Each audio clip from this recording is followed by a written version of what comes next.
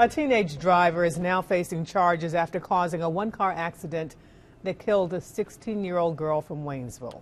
We first told you about the crash last night at 11. Celeste Perez was a passenger in the car that lost control on Dogwood Drive in Candler and hit a tree. She died from those injuries. News 13's Hope Hanselman joins us live from the North Carolina Highway Patrol office. And Hope, what charges have been filed against the driver?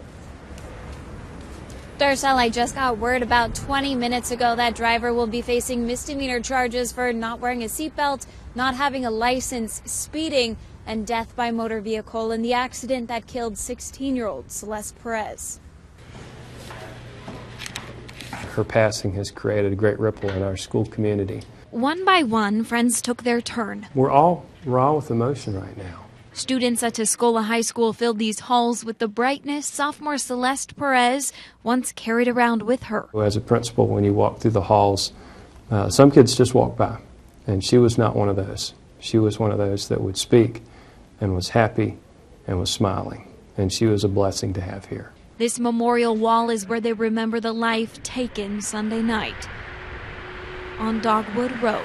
It's just a curvy road. I mean, there's not a straight spot on it. Maybe a couple of hundred yards at some point it may have a straight spot, but mostly it's just curvy back roads. Trooper Kelly Rhodes says the 16-year-old driver didn't have a license and was inexperienced, going much too fast for this curve. She was traveling about 55 miles an hour in a 35-mile-an-hour zone. None of the three teens in the car were wearing a seatbelt when they hit this tree. If this young lady in the car had had her seatbelt on, there wouldn't be a fatality in this accident. Now her Tuscola High family is working to make sure the scene marked with shattered glass isn't where her story ends. And Celeste was special, and to see how our students respond in times like these makes you feel very blessed to work in such a wonderful community. So friends and classmates can turn to these colorful messages to remember a bright young woman.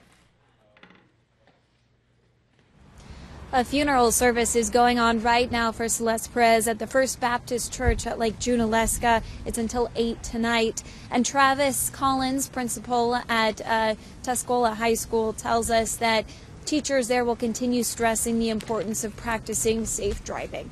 Reporting live at the Trooper's office in South Asheville, I'm Hope Hanselman at News 13.